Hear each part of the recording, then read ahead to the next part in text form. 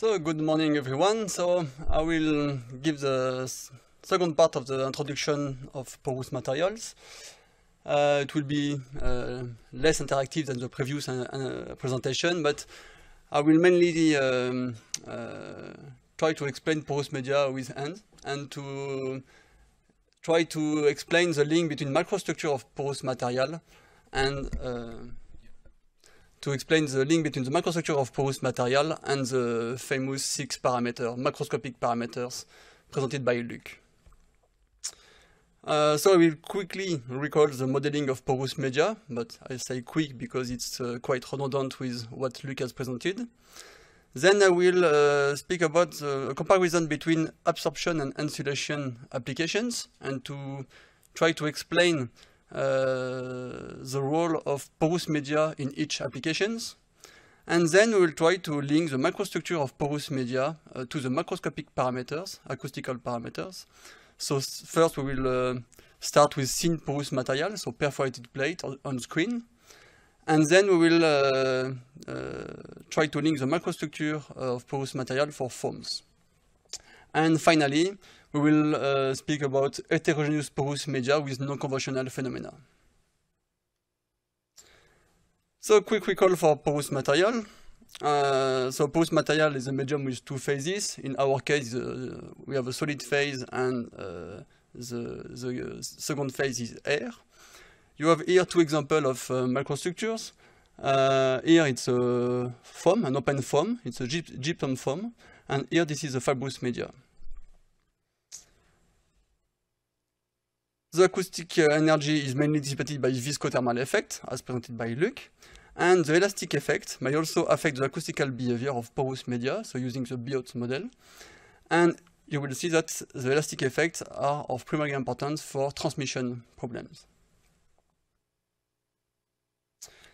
Considering long and large wavelengths compared to the pore size of porous material, we can use the equivalent fluid formalism. So this equivalent fluid formalism is known to be valid for rigid porous media, but as mentioned by Luc, we can use this equivalent fluid modeling to take into account the viscothermal effects, and then we can add the elastic parameters and couple the elastic parameters and the viscothermal effect with the Biot model. So we use the two dynamic functions, rho and k, dynamic because they are dissipative and because they are dependent on the frequency, and complex because they are dissipative. And as mentioned by Luc, the advantage of this formalism is to have all the visco-inertial effect in rho and all the thermal effect in k. Depending on the complexity of the porous material, we need an increasing number of parameters. So for simple porous material with straight pores, for example perforated plate, we need one or two parameters. Then we can add the inclination and the third parameter. And for most common material like fibrous media, open foam, we use between 4 and 6 parameters with the famous Johnson-Champoux model, Johnson-Champoux-Lafarge models. And we can use up to 8 parameters. So the advantage of these macroscopic parameters, they have a physical meaning. We can measure some of them, and they are very interesting to understand the functioning of the materials. But the problem is they are not independent. So if you want to optimize a porous material, you cannot play only with the airflow resistivity or only with the porosity. The macrostructure will, if you modify the macrostructure, you will modify all the set of parameters. And the main idea of this presentation is to try to understand the link between the microstructure and these macroscopic parameters. So the macroscopic parameters are open porosity, static airflow resistivity, viscous and thermal length, higher frequency limit of the tortuosity, and the additional parameter for the Johnson-Champoux-Lafarge model. Once again, porosity is the percentage of air. We mainly focus on open network. The airflow resistivity is the most important parameter, so it's the ability to a material to oppose a small flow. So the acoustical wave can be seen as a very small flow trying to pass through the materials, and this parameter is the ability of the material to oppose this flow. The tortuosity, so the tortuous path, or it's also a measure of the disorder. I pass quickly this slide because it's redundant with what Luc has presented once again.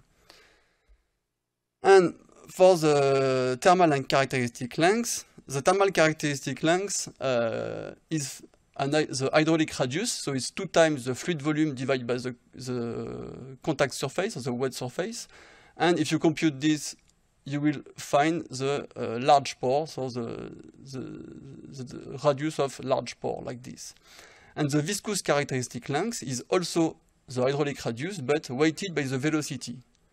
So you have a high velocity in small aperture, so what we call the window, or the interconnection between 2 pores. And this parameter should be the order of magnitude of the small interconnection. Once again, as mentioned by Luc, the semi-phenomenological model like Johnson-Champoux-Allard or Johnson-Champoux-Allard-Lafarge model are based on asymptotic behavior, so viscous behavior at low frequency for rho and inertial behavior at high frequency. And for the thermal effect, the asymptotic behavior has the isothermal behavior at low frequency and the adiabatic behavior at high frequency. Okay. Now, what type of porous material we can find? We can have fibrous material, granular material, cellular materials, resonator made of perforated plate and air gap, for example. And the absorption efficiency depends on the frequency, and also the absorption efficiency differs largely among the different materials. So here you have some example of porous material. So you have here polystyrene, you have here felt, here a melamine foam, here metallic foam. So you can see the pore here, and the common point between all these materials is they are all porous. So in your opinion, what is the percentage of air is in most of these materials? Is less than 50%? More? Yes, all of these materials, maybe except for the polystyrene, have a porosity higher than 90%. So for example, you have here glass wool.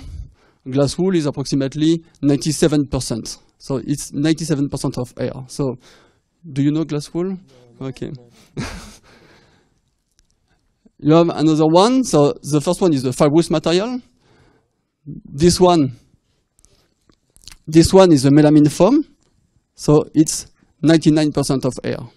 And this one is a foam, so you can press on it and you can see the difference of elastic behavior compared to the fibrous material.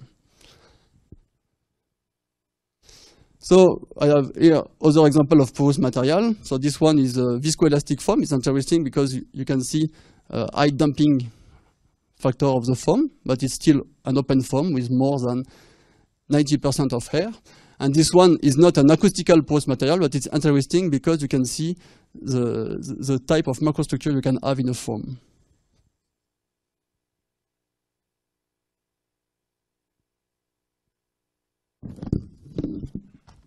So if you want to have a look at the microstructure, we have different microstructure depending on the type of materials.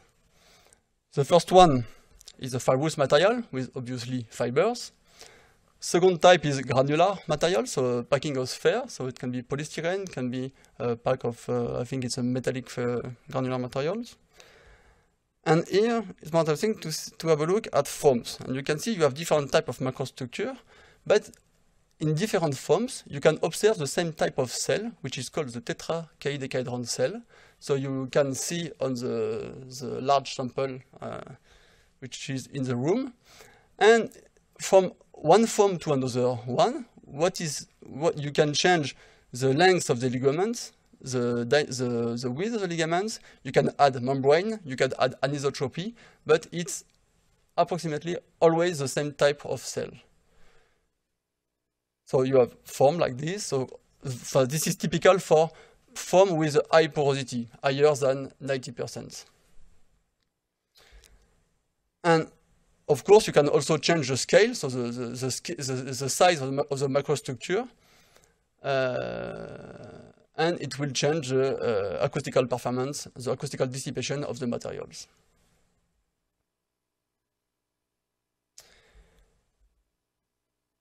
Okay, now I will discuss two applications, the absorption application and insulation application, to understand what can be the role of a porous material in each application. When we speak about acoustical correction, on the left, in this case, you have the source and the receiver in the same room. And what we try is to reduce the reverberation time in the room. So, for example, here it's a large room. So if you have no acoustical treatments, you will have a high reverberation time. And we add some porous material here, to reduce the reverberation time. So in this case, porous material are very good candidates to add absorption and to decrease the reverberation time in a room. On the right, for acoustical insulation, you have the source in one room and the receiver in another room. And what you want is to increase the difference of sound pressure level. So if you play music here, you want to be quiet in this room. And you will see that materials and strategies differ depending on the applications. So when you deal with porous material and when you want to optimize the porous material, you have to have in mind what is the final applications. So, for example, here we compare a simple glass wool and a plasterboard. So plasterboard is impervious, made of gypsum. And I think you already heard that a porous material is very good acoustical material. But when we say acoustical material, is it a good absorber or a good insulator?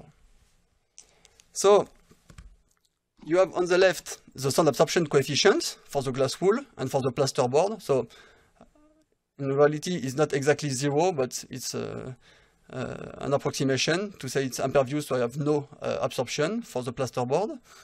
And if you want to play music in a room with all the wall made with plasterboard, so with no absorption, you will have this kind of sound.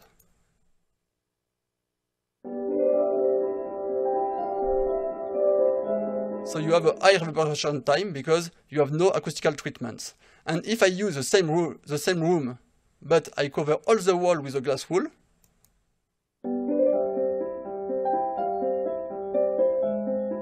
I strongly decrease the reverberation time. So that means that the glass wool is a very good absorber.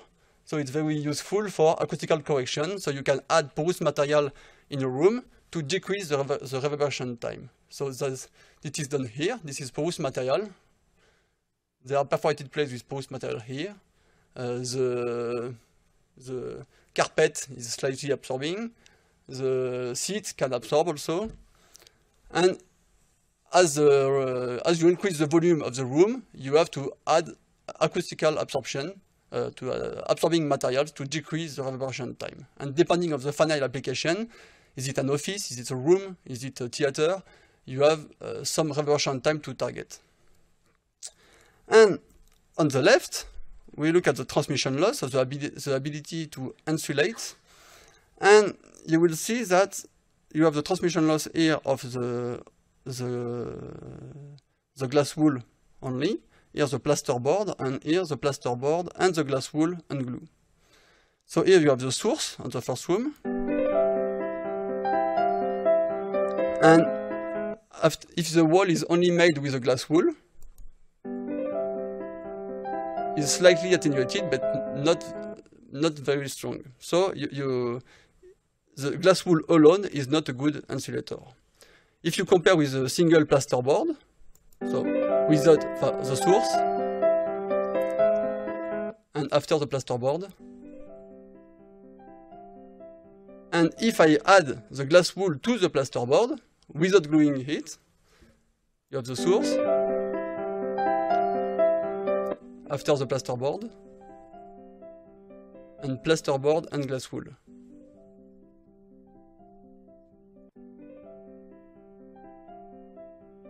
So you can here that the glass wool had high frequency dissipation, so it can be useful in addition to an impervious layer, to a single plate, but it's not a good insulator when you use glass wool alone.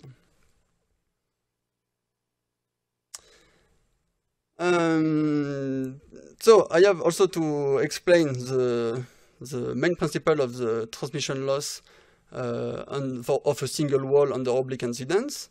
So this is a single impervious wall, the transmission loss of a single impervious wall under oblique incidence. And you can see that the transmission loss, in the transmission loss, you have three zones: the mass law here, the coincidence zone, so which is controlled by the damping loss factor, and here zone with a high slope at 19 dB per octave. And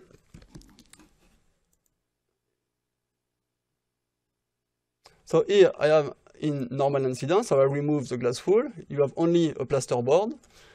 You have here normal incidence. At normal incidence, you only have the mass law, so I can modify the mass density and you modify here the level.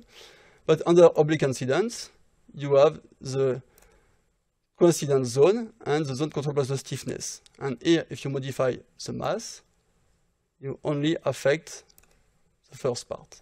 If I modify the damping loss factor, I modify here the level at the coincidence zone. And if you modify the Young modulus, so the stiffness of the panel, you have a large influence here, and you can see that as you increase the stiffness, the coincidence frequency decreases. So why we call this frequency the coincidence frequency?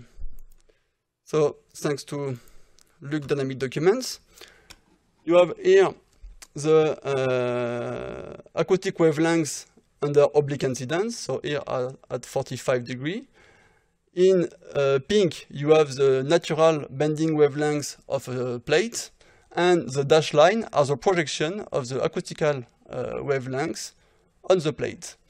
And you can see that in this case, you have a coincidence frequency estimated at near than 2000 Hertz.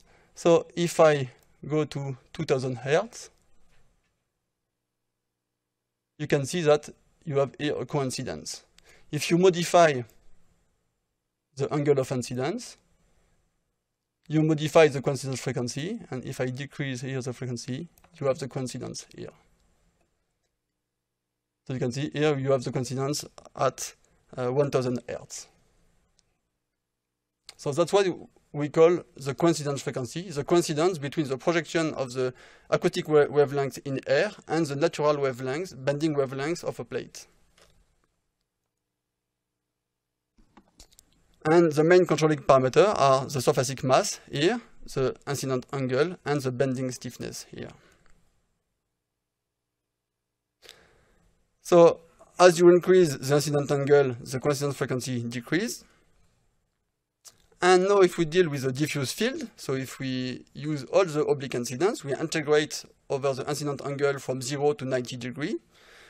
You integrate all these responses, and at the end you have one frequency, which is called the critical frequency. So the critical frequency is the minimum of the coincidence frequency. So here I remove the dependence of theta. And you still have three zones, like this. This is still the mass law. The critical zone, and here a zone controlled by the stiffness and the damping. Why stiffness and damping? Because the stiffness is due to the, as for the coincidence frequency, to the control by the stiffness here. But as you integrate all the coincidence frequency, you have an impact of all the damping at all these frequencies. So we can have a look here. So here I am under diffuse field, or in oblique incidence, sorry. Here you can see that changing the angle, you change the frequency of the coincidence frequency. And if I switch to diffuse field, so here I am under diffuse field, you still have the mass law, so I can modify here the mass like this. I can increase the bending stiffness, so you decrease the critical frequency, and in this case, if I modify the damping loss factor, you have an effect at the critical frequency and at higher frequency. Whereas in oblique incidence, if I modify the damping, I only modify this zone.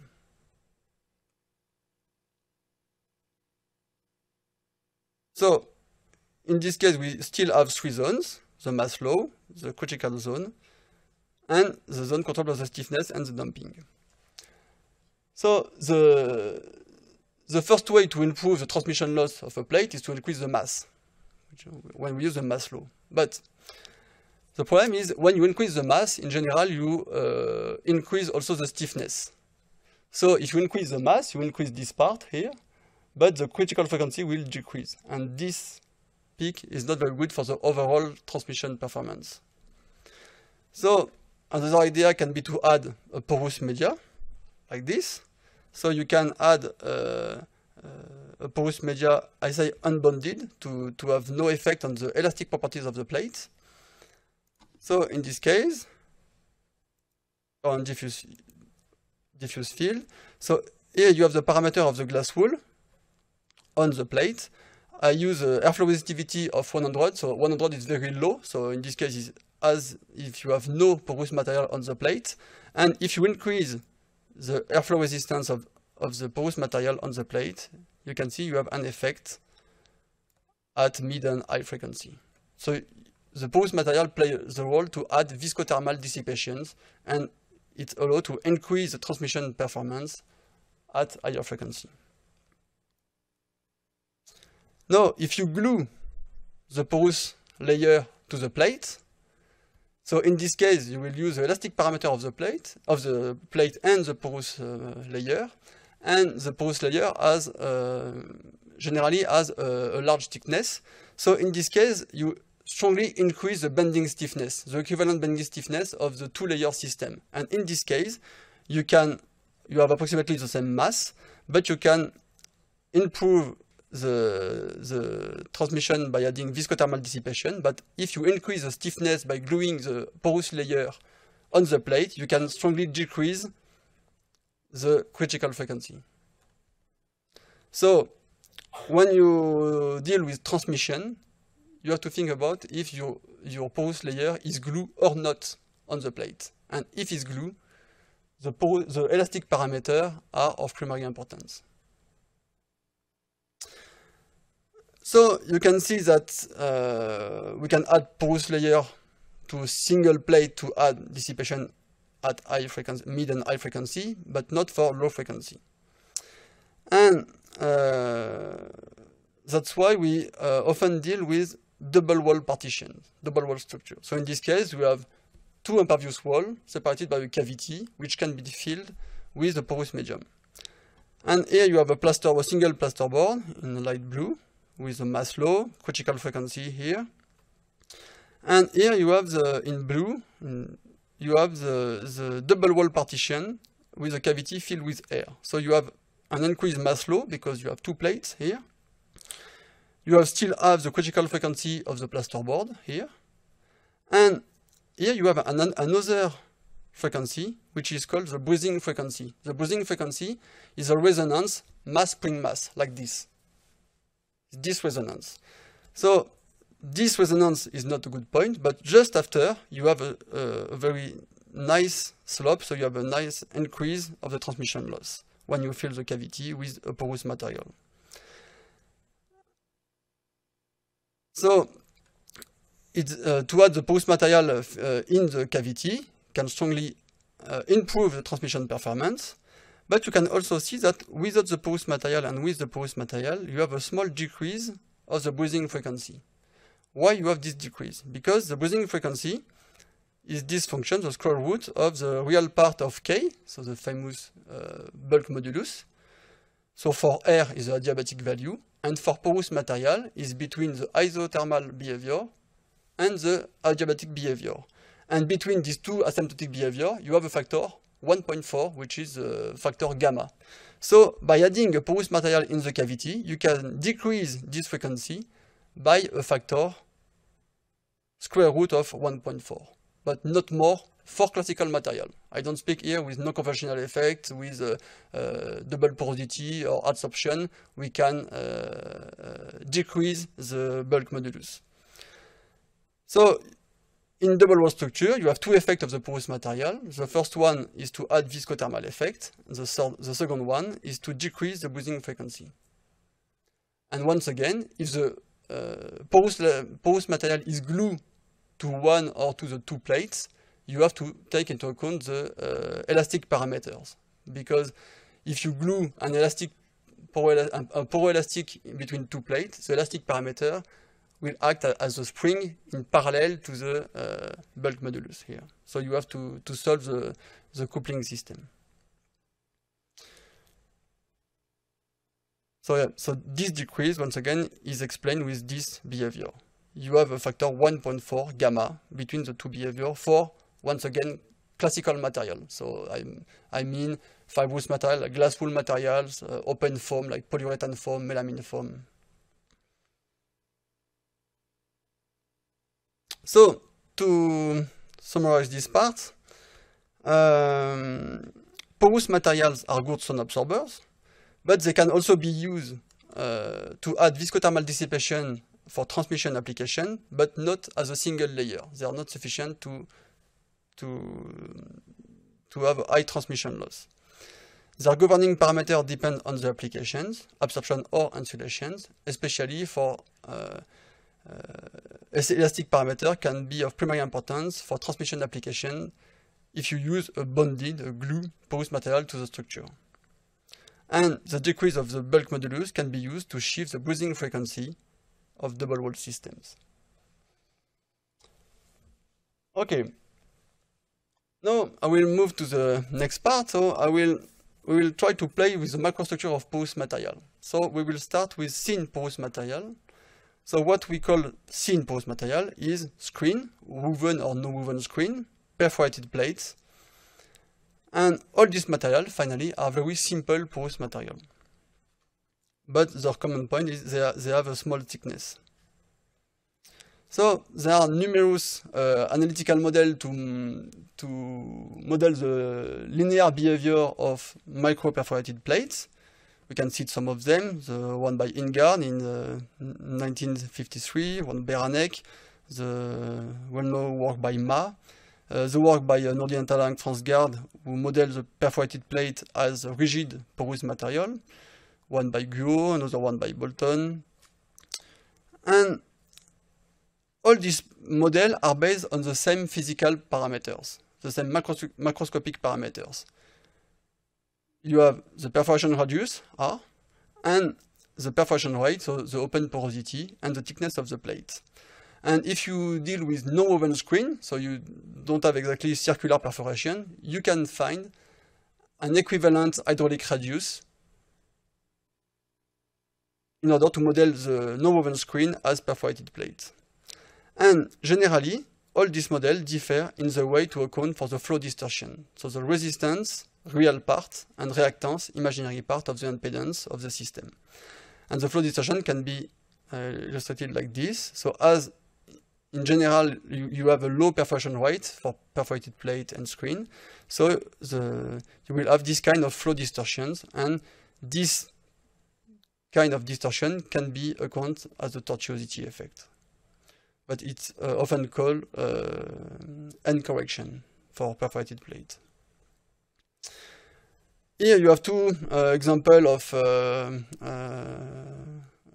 linear model. So the one by Ma. So ZS is a surface impedance of a system where you have a plate and air cavity. With this is ZB is the impedance of the backing materials. And you can see that the surface impedance of the total system, you have a real part and imaginary part, and in blue you have the end correction, so the resistance correction, the real part correction, and the end correction, the inertial correction here. And if you look at another model, the Guos model, for example, here we use Bessel function for circular pores, but you also have resistance correction and a reactance correction. So all the model take into account one correction. And as we mentioned previously, a perforated plate can be seen as a very simple porous media because you have circular straight pores. So the porosity is the perforation rate because you have straight pores. The viscous and thermal lengths are equal to the perforation radius. You can estimate the airflow resistivity from the perforation rate, the perforation radius, and the dynamic viscosity of the fluid, so in our case is air. And you can take into account the length correction or the end correction in the tortuosity, because you will have a tortuous path. And with this formalism, you can also take into account the type of material you have upstream and downstream the perforated plate. So that means if the material is porous or not, you can take into account in the dynamic function here. If we compare not all, but 5 parameters, 5 models for 5 linear models for perforated plate with air cavity. So in this case, you have a cavity of 20 millimeter thick filled with a glass wool. The perforation diameter is 1 millimeter. The thickness of the plate is 1 millimeter, and you have a perforation rate at 2.5%. So you can see that in this case, you can have very low porosity for perforation plate. And this is a comparison of the sound absorption coefficients under normal incidence of this system, perforated plate and glass wool, with the original correction. And if you compare all this model with the same correction, you have exactly the same result. So that's why we say that all these models only differ in the way to account for the end correction and the correction of the resistance and reactance correction at the opening. And based on so for many years you have a lot of new model, empirical model, numerical model for perforated plate, but in fact, if you have a look at the paper by Ingard in 1953, he perfectly expressed the end correction for all the plates. And we try to summarize it in this paper. As we mentioned, woven and non-woven textiles can be seen as perforated plates. So you still have an opening rate. You can have an equivalent perforation radius, but you can also measure the airflow resistivity, and other parameters are unchanged. So now we will try to play with the perforated plate and cavity. So here we are under normal incidence. You have here porous material. So in this case, you have a low resistivity. So it's a kind of dissipative air. It's like you have air at this value. And here you have the perforated plate. And you have here the sound absorption coefficients under normal incidence of the two-layer system. So you have a porosity of 30%, a thickness of 1 millimeter, and here a perforation radius of 200 microns.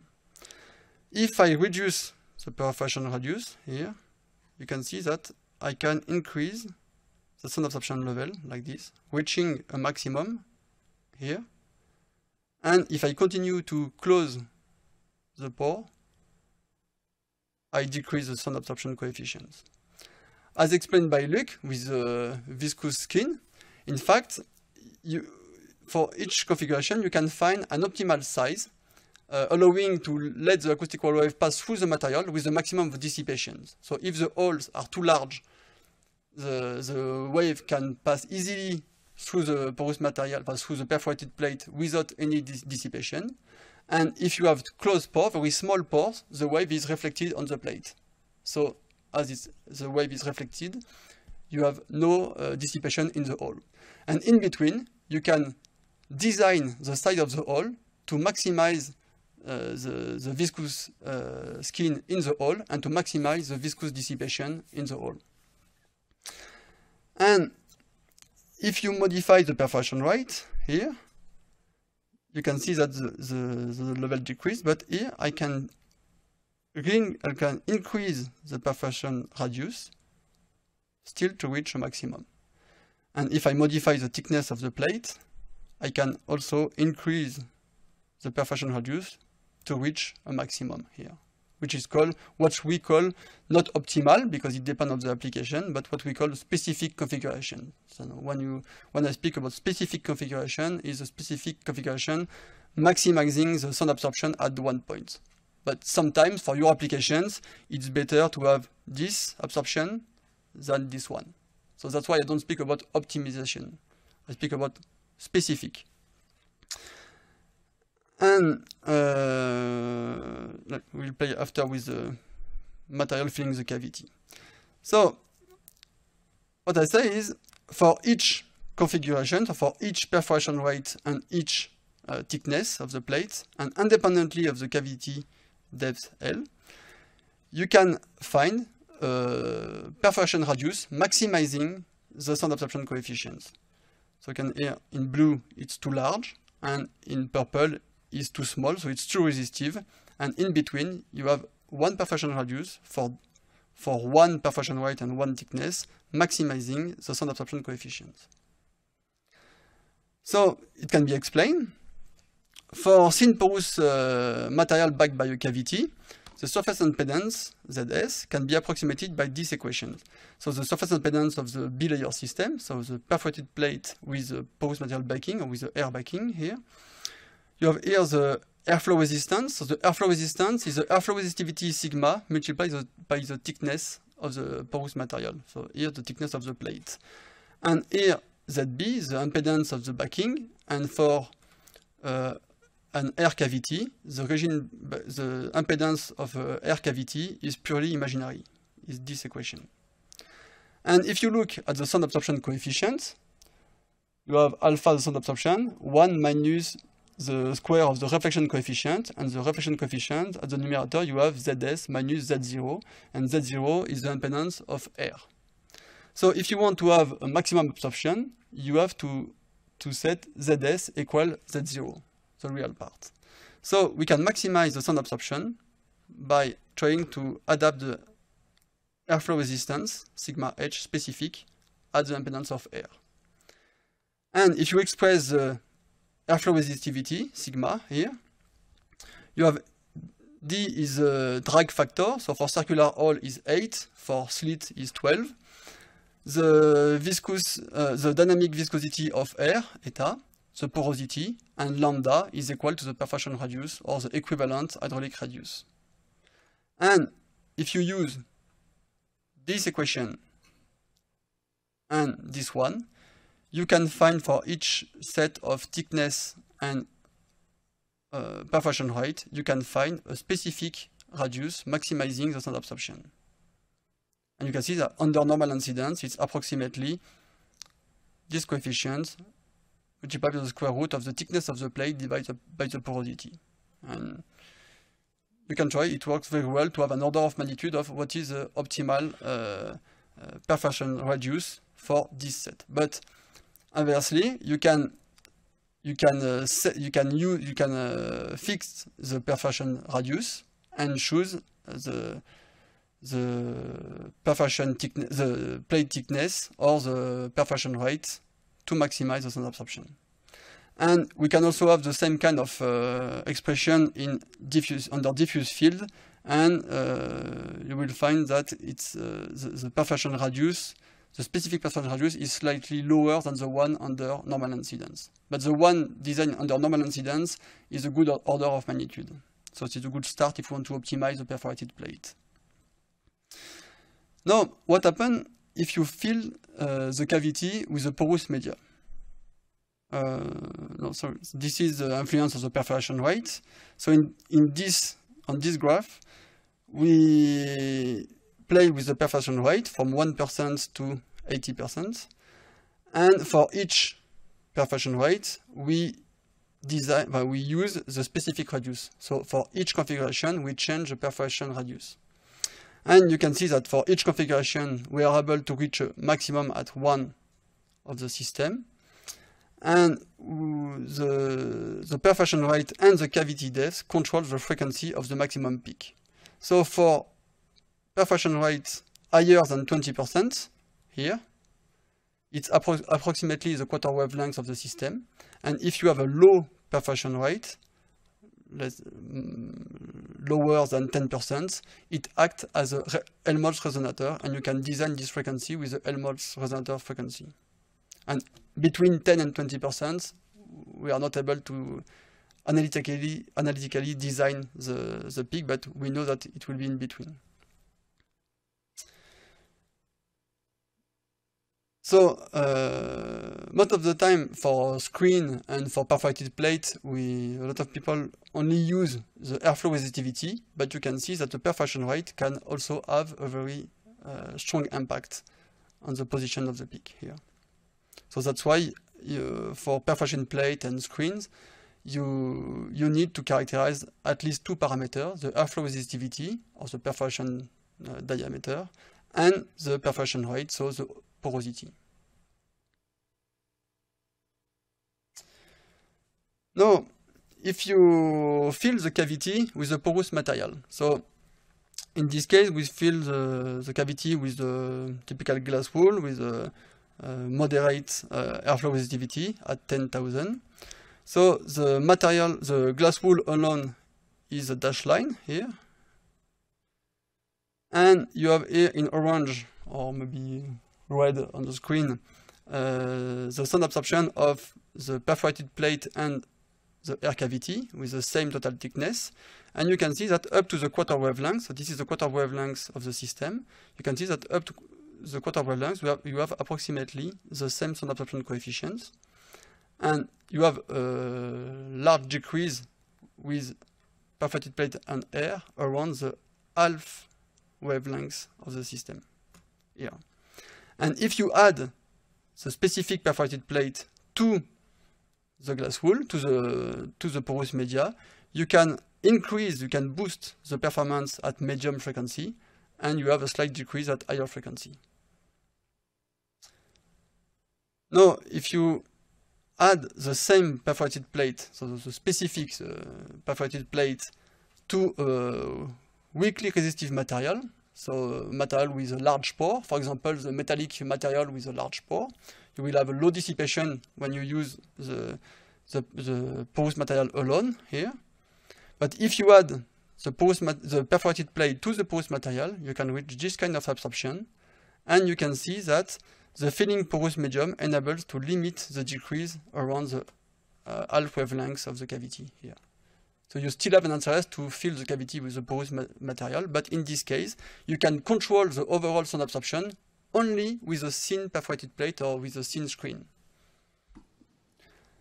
And if you fill the cavity with a high resistive material, so in this case, you have here the sound absorption of the porous material alone, and you can see that if you add the perforated plate to this material, you degrade the sound absorption performance, because the filling materials is already too dissipative, it's already too resistive. So what we can conclude from this part is we can find a specific perforation diameter maximizing the sound absorption for each perforation rate and each sample thickness, each plate thickness, independently of the cavity depth. The perforation rate and the cavity depth can control the frequency of the maximum absorption peak. And what is very interesting is a thin porous material can be used to increase and to control the sound absorption performance of a weakly or moderately resistive material. And the filling porous material, even is not optimized, still enables to limit the decrease around the half wavelength of the cavity. So when you want to optimize a two-layer system with perforated plate and a porous material, you have to know if your material is a good sound absorber or not.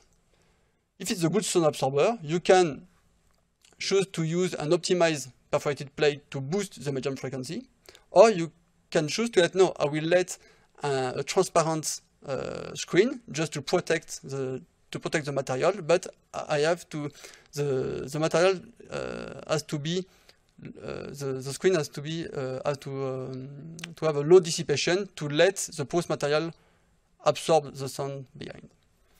And if you have high resistive material, the perforated plate can degrade the sound absorption performance.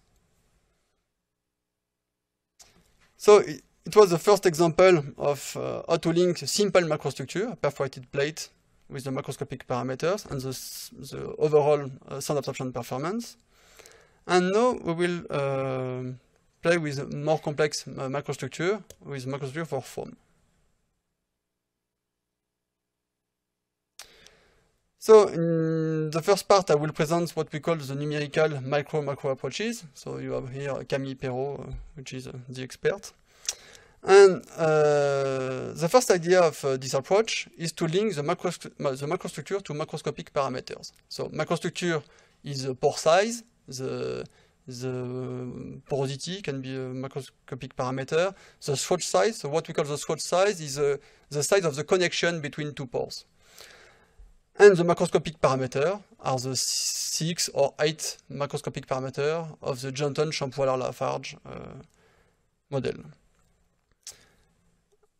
Another objective of this type of approach is to understand the material response according to various physics and to understand how a modification of the macrostructure will impact the acoustical performance. Another objective is to communicate between different actors of the manufacturing. For example, if an acoustician asks to a chemist, I would like to have an airflow resistivity of 10,000, the chemist says, I don't know. I don't know what is the airflow resistivity. I don't know how to design this airflow resistivity.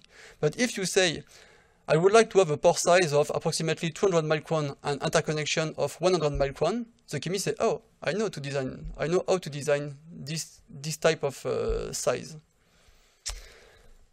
Micro-macro approach has been validated for various porous material, nickel sphere packing, metallic foam, polyurethane foams, gypsum foam, fibrous material. And the question is it sufficient to optimize the porous medium regarding its thickness, the considered excitation, normal incidence, oblique incidence, solid bond excitation, and a possible variation of the process?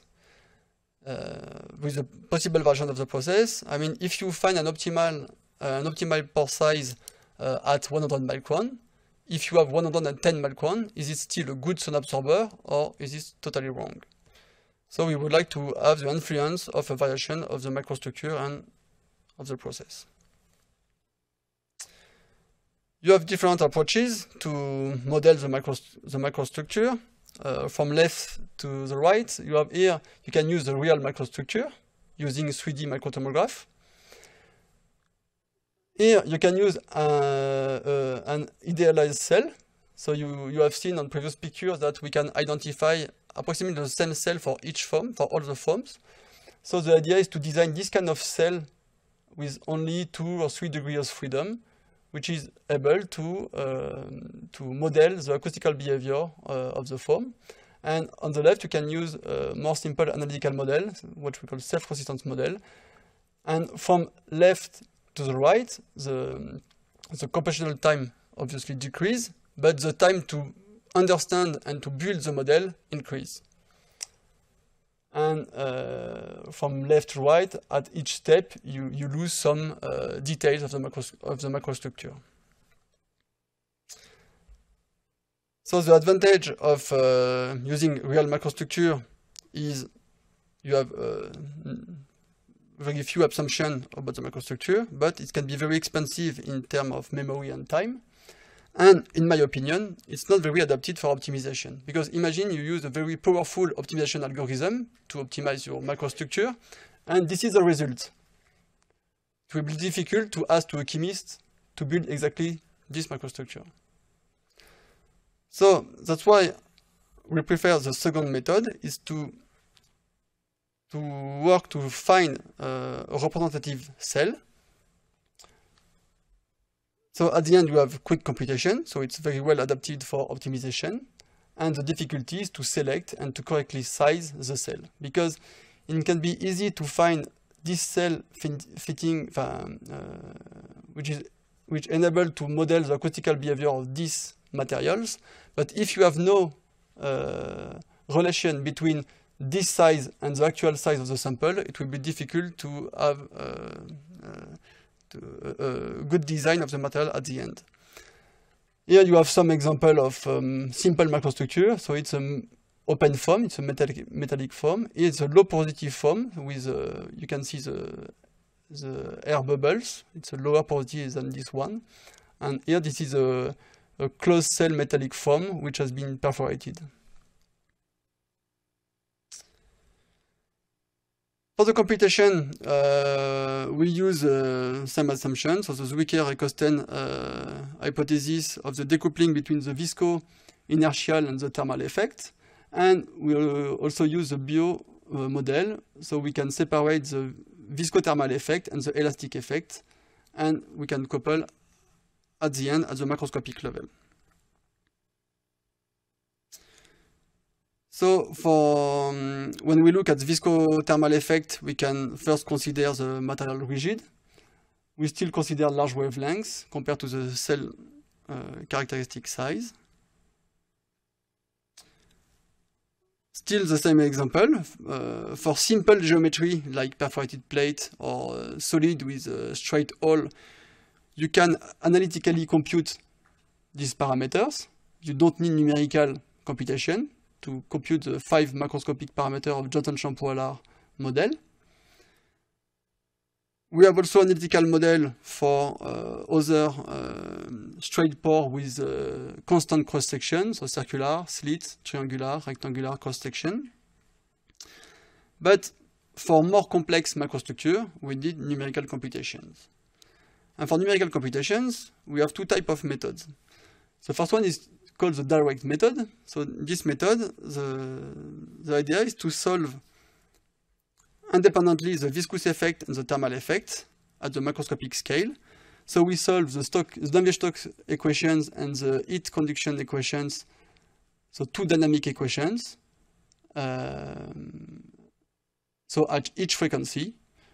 And so you can imagine that it can be very time consuming if you want to solve these two equations at each frequency on a complex, on the full 3D macrostructure.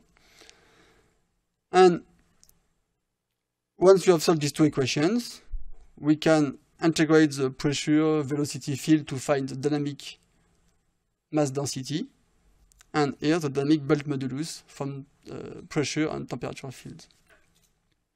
So this method is very interesting because it avoids to use the semi-phenomenological model like Johnson-Champoux-Allard, Johnson-Champoux-Allard-Lafarge model, but it requires a lot of computation because you have two computations per frequency.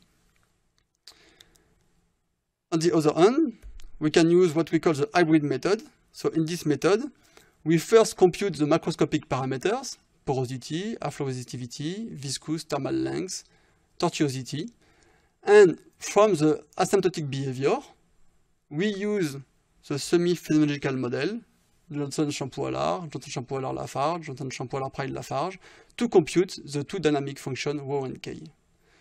So the two main advantages of this method is, one, to predict the broadband frequency range from only 3 computations, and the second one is we also have access to the macroscopic parameters, and these macroscopic parameters have a physical meaning, so you can see what is the impact of the modification of the macrostructure on the macroscopic parameters, and we are also able to measure some of them. So we have a deeper comparison, and it's easier for understanding the material. So the summary of this method is, from the geometric mesh, we can compute the porosity, is purely geometric, and the thermal characteristic length is also purely geometric, is the hydraulic radius. So 2 times the fluid volume divided by the contact surface. Then, for the Stokes equation, we can use we can compute the static airflow resistivity, and eventually the static viscous tortuosity for the Johnson-Champoux-Allard-Praille-Lafarge model. From the high frequency inertial computation, so using a perfect fluid, so no dissipative fluid, so it's analog to the electrical conduction.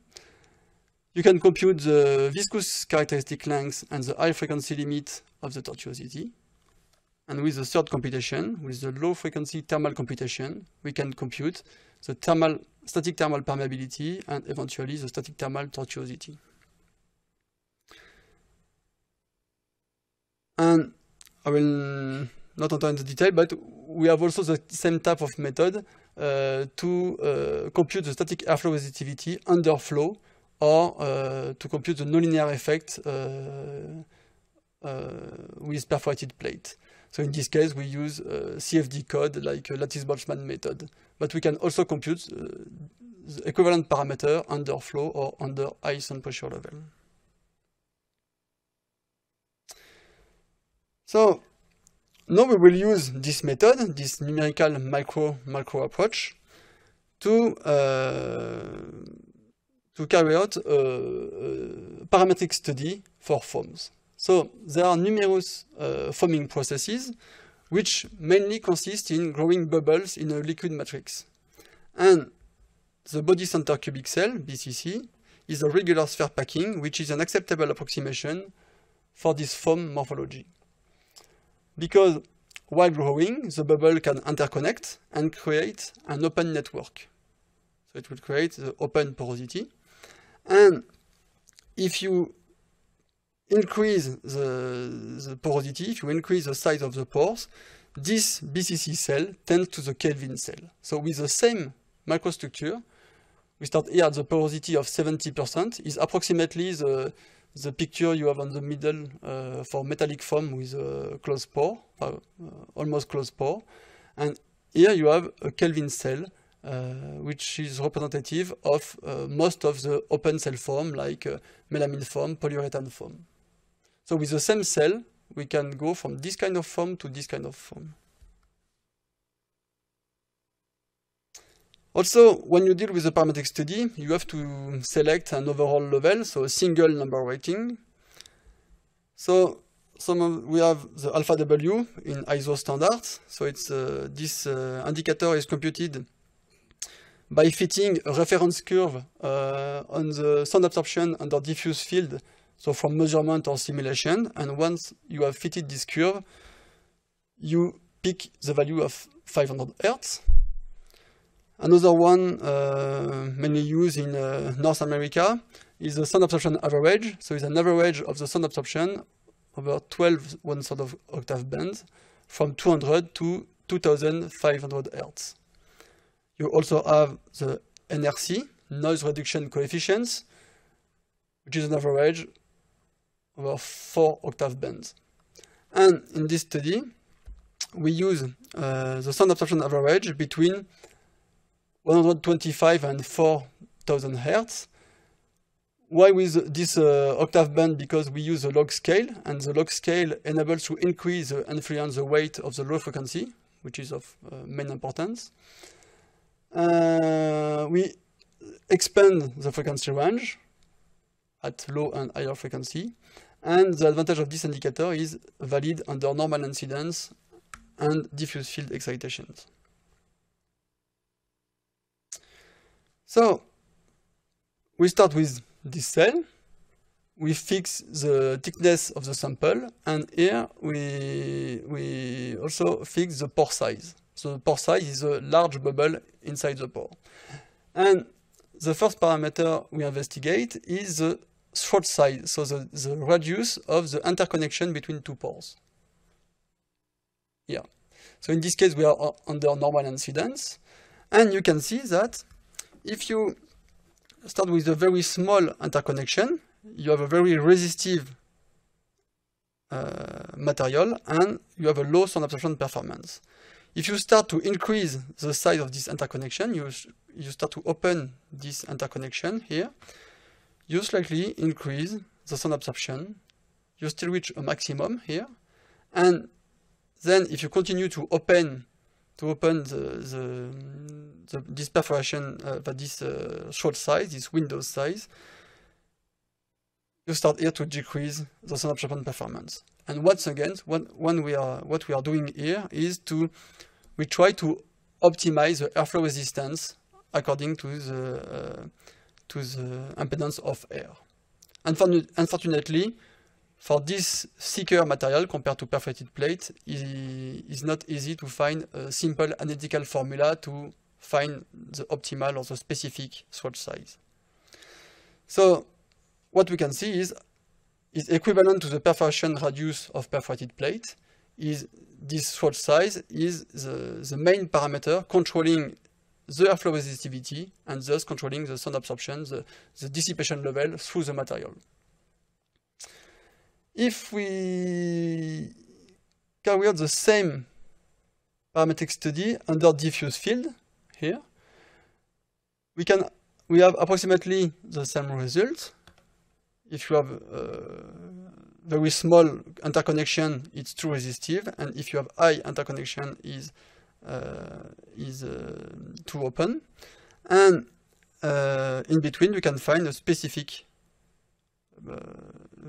interconnection size. So a specific radius enables to maximize the sound absorption coefficients, and this specific radius depends on the sample thickness and the considered excitation. You can see here under normal incidence and here under diffuse field. So here the maximum is around maybe 85 or 90 micron, and you can see in diffuse field is more near 60 micron. So if you want to have a look at the variation of macroscopic parameters, so the airflow resistivity, porosity, thermal and viscous length, tortuosity, so all the variations are plotted as the percentage of the specific configuration. So the specific configuration is a configuration maximizing our criteria, so the sound absorption average here in diffuse field. So the maximum is here. And you can see that when you increase the swatch size here, you strongly decrease the airflow resistivity in black here. You decrease the tortuosity, and you can see that from this point to this one, you have a linear relationship between the swatch size and the viscous length, like this. So I mentioned that the specific configuration depends on the excitation and on the thickness of the sample. So here we plot the specific configuration, the specific swatch size, maximizing the sound absorption performance under normal incidence in blue and under diffuse field in red as a function of the thickness. And you can see that the specific swatch size increase as a function beta square root of the thickness of the sample, like this. And you can see that the specific swatch radius for under diffuse field excitation in red is always lower than the one under normal incidence, but is the same order of magnitude. And also you can see that the thicker the sample, the higher the tolerance of the swatch size. So that means that this tolerance is the tolerance which allows to have 95% of the performance. So that means here, if you have a slight variation of the swatch size, you are still in this range of 95% of the sound absorption performance.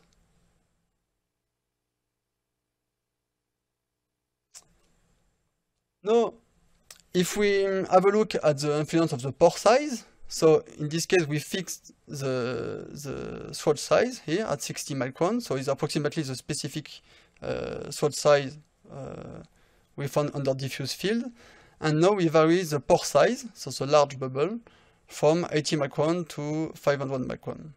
And you can see that the pore size has a weaker influence on the overall sound absorption level, but still have an influence, modulate the sound absorption coefficients. So this is under normal incidence, and this is under diffuse field. And so the pore size has a weaker influence with diffuse field compared to the normal incidence one. Once again, we can have a look at the variation of macroscopic parameters. So we still have the specific configuration with the pore size maximizing the sound absorption average under diffuse field here. So you can see that you have less variation here. And you have two zones. The first one is for pore size lower than the specific pore size, so this point. And here you have a strong increase of the airflow resistivity and a strong decrease of the viscous and thermal length here.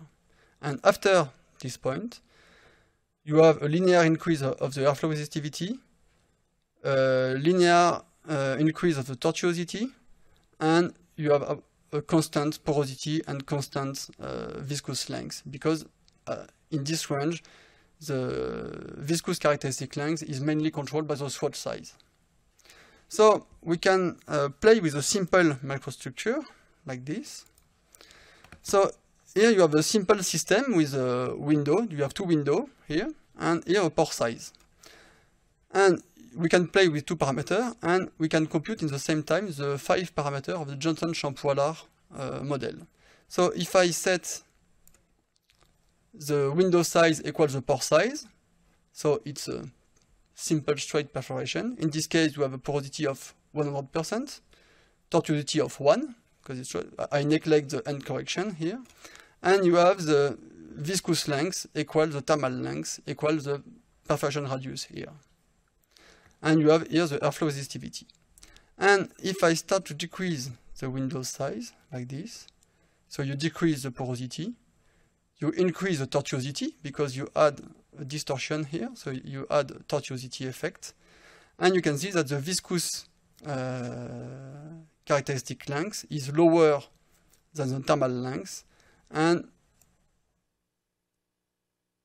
in this case you have here the viscous characteristic length of the order of magnitude of the window size and the thermal length of the order of magnitude of the pore size. And you can see that here, if I change the window size, it strongly impacts the airflow resistivity. So for a simple cell like this, you have a linear dependence with the window's perforation and the viscous characteristic length, and you have a very high influence on the airflow resistivity because you have the square of the hydraulic radius at the denominator.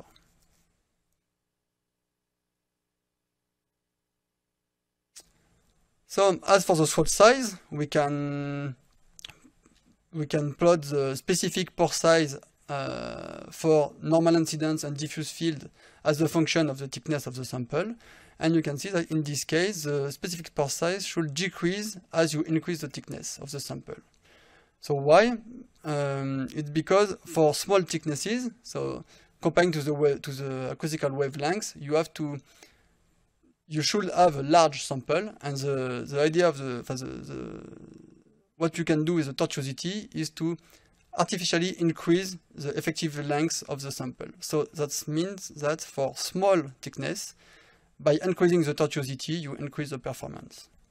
And if you have a high thickness, if you have a large thickness, you don't need to have a large tortuosity. So the specific pore radii for diffuse field are systematically larger than the one under normal incidence. So in blue, normal incidence, and this one, diffuse field. And you can see that you have a low sensitivity to a variation of the process.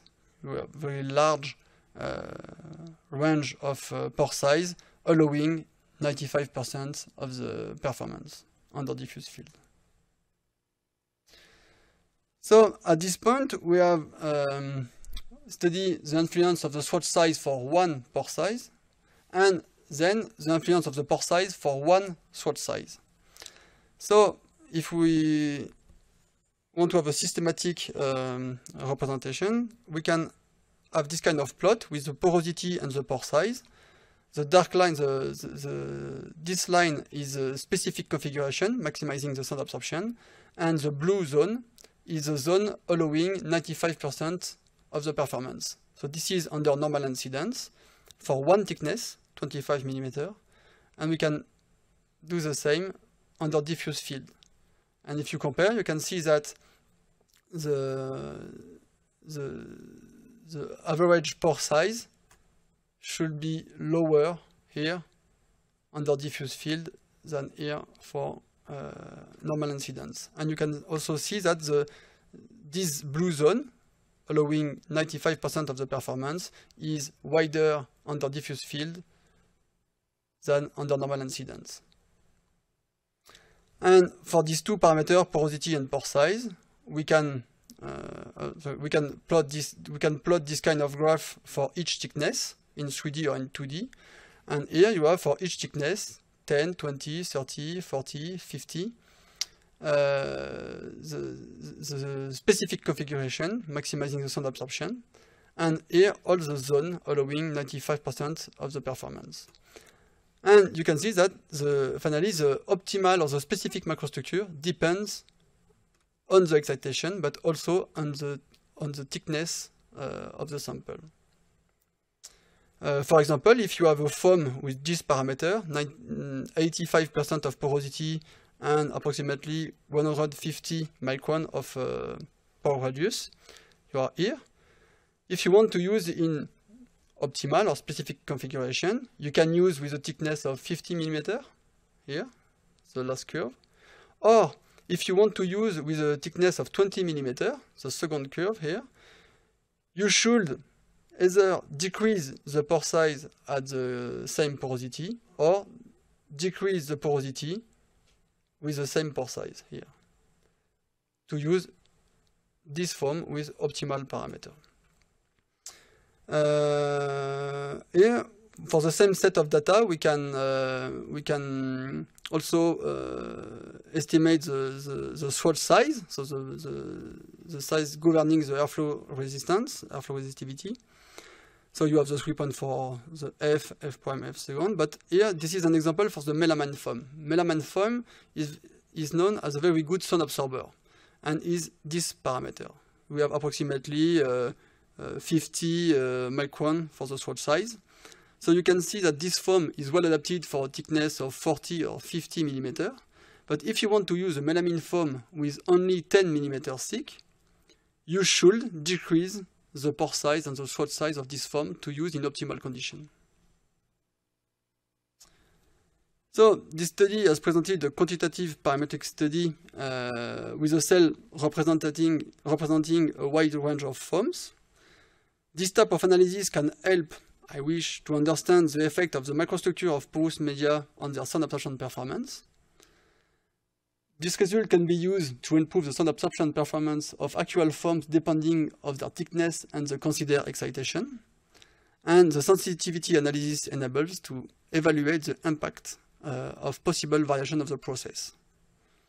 And similar study can be carried out for fibrous media and or transmission purposes, including elastic parameter. So we can, with the same type of microstructure, compute the elastic parameter and add the elastic parameter to the viscothermal dissipation with the Biot model at the macroscopic level. So at the macroscopic scale, at the first order, we can compute the properties independently, and then we can couple all these properties at the macroscopic level.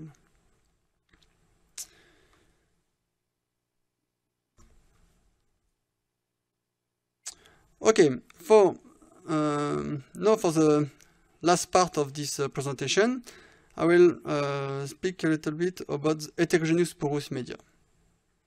So, heterogeneous porous media are of great interest to add non-conventional effects in order to improve the sound absorption or sound insulation performances. These materials are often called metamaterials in the literature, but we suggest to, instead of using metamaterial, you can use metamaterial, but you have to precise what is the phenomena involved in your concept. So, if you want to sort this kind of non-conventional phenomena, you have resonating phenomena like acoustical resonator, Helmholtz or quarter wavelength resonator, spring mass system, mechanical spring mass damper, membrane type resonator, membrane vibrating. You can use diffusing phenomena like pressure diffusion, you can have in double porosity media, or adsorption, desorption you can have with nanoporous media. You can also have diffusing phenomena with a multiple scattering effect. So if you add solid inclusion in porous media, you can add multiple scattering effect, so an additional phenomena. And the periodicity effect is often coupled to other phenomena. But in fact, we'll see that the periodicity effect is an additional phenomena and is not required to take advantage of resonating or diffusing phenomena. So when you use periodic inclusion, you achieve a sonic crystal. So you have a Bragg effect. It can be useful for transmission, but you will see it's not necessary to have this periodicity to take advantage of diffusing or resonating phenomena. So quickly some examples. The first one is double porosity media. So you are lucky, Claude Boutin is in the room. The idea of this double porosity media is to drill, to have mesoscopic hole in the porous media. So the yellow part is the porous material, matrix, and you drill mesoscopic hole, so larger hole. So as you remove some materials, you can reduce the weight of the material, and by designing correctly the percentage of and the size of this mesoscopic hole, you can take advantage of additional diffusion effect. So if I will quickly explain this, you can design the mesoscopic hole to trap the wave in the hole, and then this acoustical wave is dissipated through the material. So you can add dissipation while removing some material. So it's quite interesting. And with this paper by Xavier Olny and Claude Boutin, you can add this phenomena still through rho and k. You only modify k in this case, but you can still have this equivalent fluid formalism to take into account the viscothermal dissipation and this diffusive phenomena here. Then I will speak about solid and porous inclusion. So before that, I have to quickly introduce a recent model we propose. So it's a porous composite model. And the idea of this model is to be able to link all the model of porous material. So starting for perforated plate with straight hole and flow distortion, upstream and downstream of the material. Here you have a classical porous material with a tortuous network filled with air and a solid matrix. So it's a classical porous material that you can model with a Johnson-Champoux-Allard or Johnson-Champoux-Allard-Lafarge model. In this case, you have a tortuous network, but instead of filling the pores, the mesoscopic pore with air, you replace the fluid by an equivalent fluid. So you have a solid part, and you can fill the hole with another porous media. Here you have a porous media with a mesoscopic network inside, and you can have a double porosity effect with a possible diffusion phenomena from air to the porous material. And on the right, you can have two embedded porous material with their shape. So you have two mesoscopic shape and two different filling materials. And the simple idea of this model is to embed 4 equivalent fluid models. You have two models, two Johnson-Champoux-Allard models, for example, for the mesoscopic shape. So you have rho and k for the shape. And instead of saturating the fluid with air, the white part with air, you replace with another equivalent material here. So with 4 equivalent fluid model, we can model this kind of material. And with this kind of model, you can deal with porous media with solid inclusion. So you can see the porous media, solid inclusion. So in this case, you can take advantage of a tortuous effect at the mesoscopic scale. So the wave will have a tortuous path here. So the tortuous effect here is happen at the mesoscopic scale. And you can also add eventually scattering effect, so multiple diffusion between this diffuser, and you can add dissipation with this phenomena. And at this stage, you don't need to have a periodic inclusion. You can replace the solid inclusion by porous inclusion, but with a permeability contrast. So you can still have a tortuous effect, and you can play with the permeability contrast to design the overall permeability of the heterogeneous porous media. And if you use now periodic it's not porous, sorry, it's periodic solid inclusion in this case. So you still have the tortuous effect due to the inclusion, but you can also add Bragg interferences, which are due to the periodicity. So these Bragg interferences, you have an damping wave, an incident wave here. You have one reflection of the first plane of inclusion, another on the second one, and depending of the frequency and the distance between two planes of inclusion, you can have constructive interference or destructive interferences. And in fact, when we use the Bragg effect with this multiple of the half wavelengths between two inclusion here, what we have is we can have this nice impact on the transmission loss. So in black, this is transmission loss of the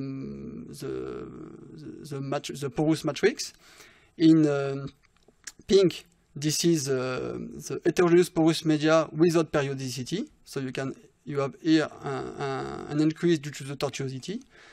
And you can see that the periodicity enables to have this large peak on the transmission. But at this frequency, the Bragg effect is not a dissipation, it's a reflection.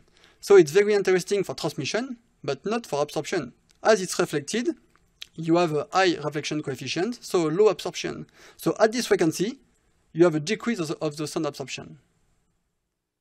So just be careful when you deal with periodic inclusion. It's very interesting for transmission, but not for absorption. And when you want to deal with acoustical resonator or diffusion phenomena, you don't necessarily need periodic inclusion. Periodic effect is an additional phenomena. So just keep this in mind. And we can also deal with inner resonator, once again with work by Claude Boutin, but a lot of people are working on this topic. And you can have a tortuous effect at the mesoscopic scale because the resonator acts as rigid inclusion in the porous material, so you have this tortuous effect. And you can add the dissipation at the Helmholtz frequency, or you can also use quarter wavelength resonator in the porous material if you want. And once again, we can compute an equivalent dynamic bulk modulus here to take into account this additional phenomena. So that means that you can model this kind of porous material with inclusion as an equivalent porous material in finite element code, for example. You don't need to mesh all the detail of the resonator. And just a final word on the design of inner resonator. So the frequency of resonator is like this, so is given by the surface of the neck, and at the denominator you have the length of the neck of the resonator and the volume of the cavity, which act as the spring. So the Helmholtz resonator is a spring mass system. The mass is the air moving in the neck, and the spring is the volume of air in the cavity.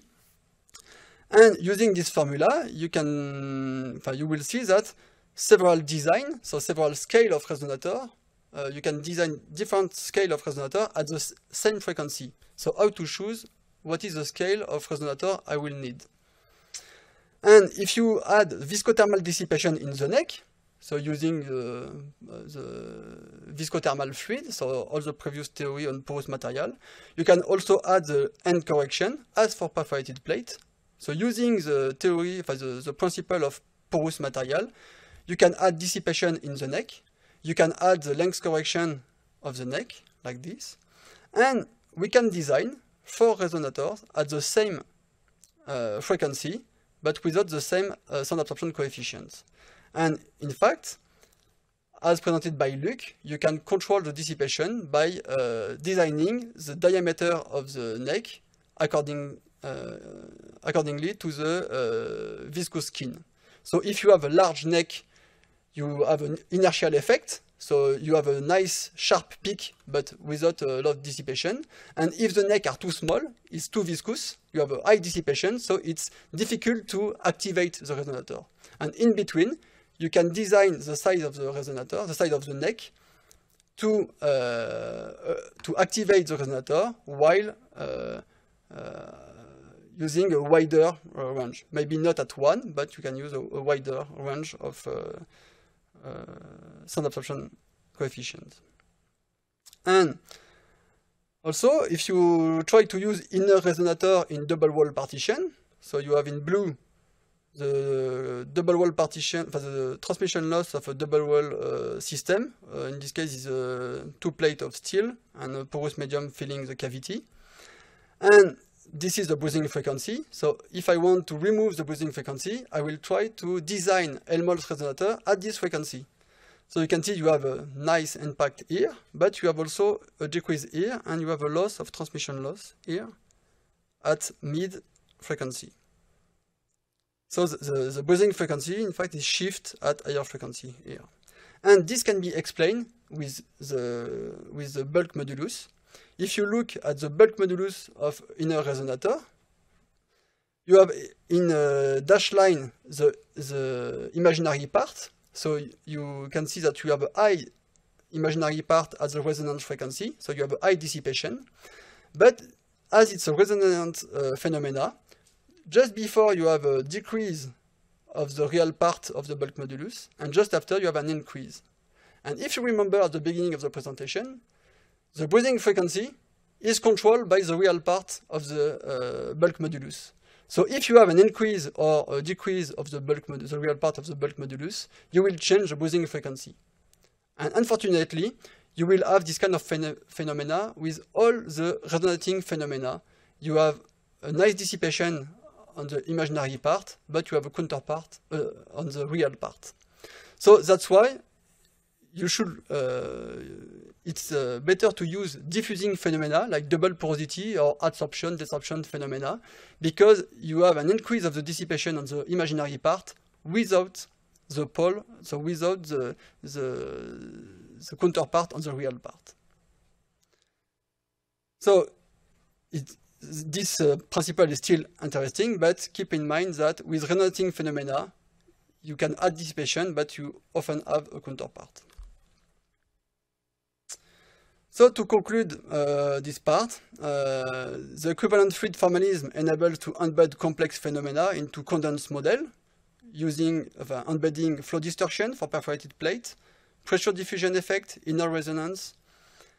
We can use simple, for simple macrostructure or mesostructure for straight hole perforated plate, we can use analytical formula. And for more complex geometry, we can use numerical micro-macro approaches to find the macroscopic parameter of Johnson-Champ-Wallard-Lafarge model. This formalism is fully compatible with the Biot theory, so we can compute the elastic effect and couple to the viscothermal effect at the macroscopic scale, especially for transmission purposes. And this formalism is usable under real condition, diffuse field, turbulent boundary layer, rainfall excitation for both absorption and insulation purposes. And it's time to close. 2 minutes, yes. Thank you.